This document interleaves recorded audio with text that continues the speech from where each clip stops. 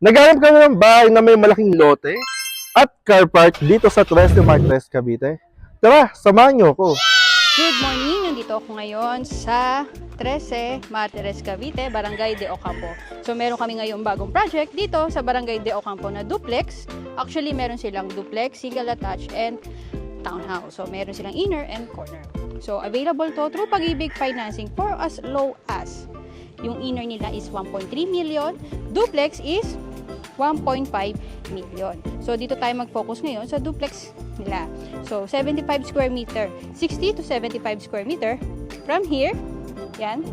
From here yung magiging lupa natin. So may extra space tayo sa gilid. At ang kagandahan ng duplex po, may bintana tayo sa gilid. So yan. So for now, ginagawa siya. 55 units lang kasi ang gagawin nila dito sa project na to. 11 minutes lang to going to SM Trece. So yan. So